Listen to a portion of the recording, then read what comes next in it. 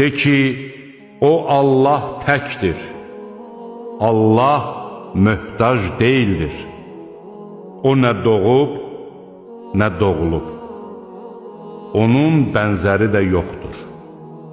De ki, sığınıram sübhün Rəbbinə, məxluqatının şərindən, çökən zülmətin şərindən, düyünlərə üfürən cadugar qadınların şərindən və həsəd apardığı zaman paxılın şərindən. Aləmləri xəbərdar etməsindən ötürü öz quluna Furqanı nazil edən Allah necə də xeyirxahdır. Göylərin və yerin səltənəti ona məxsusdur. O, özünə oğul götürməmişdir və səltənətində də şəriki olan yoxdur. Bu kitab qüdrətli və müdrik Allahdan nazil edilmişdir. Biz kitabı sənə bir həqiqət kimi nazil etmişik.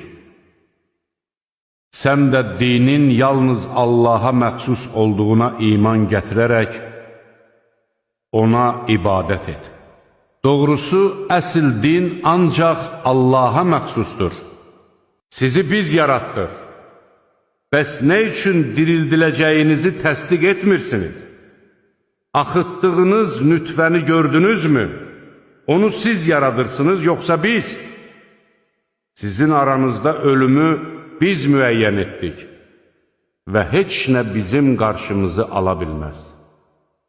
Sizi bənzərləriniz ilə əvəz etməyə və sizi özünüz bilmədiyiniz başqa bir şəkildə yaratmağa bizə mane olan tapılmaz.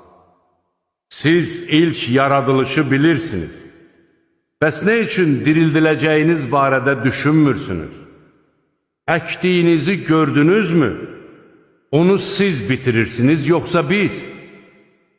Əgər biz istəsəydik, onu bir saman çöpünə döndərər, siz də heyrətə gələrdiniz və deyərdiniz, biz ziyana uğradıq, daha doğrusu nemətlərdən məhrum olduq. İçdiyiniz suyu gördünüzmü? Onu buluddan siz endirirsiniz, yoxsa biz? Əgər istəsəydik, onu acı edərdik. Bəs nə üçün şükür etmirsiniz?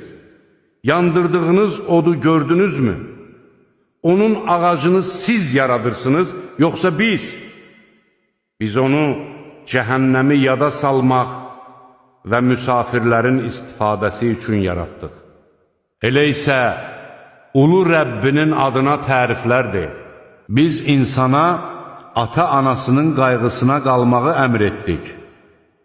Anası onu bətnində gündən-günə zəiflədiyinə baxmayaraq daşımışdır. Onun süddən kəsilməsi isə 2 il ərzində olur. Mənə və valideynlərinə şükr et. Axır dönüş mənədir.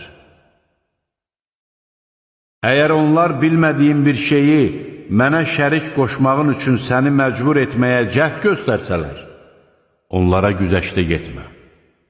Dünyada onlarla gözəl davran. Mənə üst tutanların yolu ilə get. Sonra isə dönüşünüz mənə olacaq. Mən də nə etdikləriniz barədə sizə xəbər verəcəyəm. Dilinizin uydurduğu yalana əsasən, bu halaldır, o haramdır deməyin. Çünki Allaha qarşı yalan uydurmuş olursunuz. Şübhəsiz ki, Allaha qarşı yalan uyduranlar nicat tapmazlar. Yer üzündə gəzən heyvanların və göydə uçan 2 qanadlı quşların hamısı sizin kimi ümmətlərdir. Biz kitabda heç bir şeyi nəzərdən qaçırmadıq. Sonra onlar Rəbbinin hüzuruna toplanılacaqlar.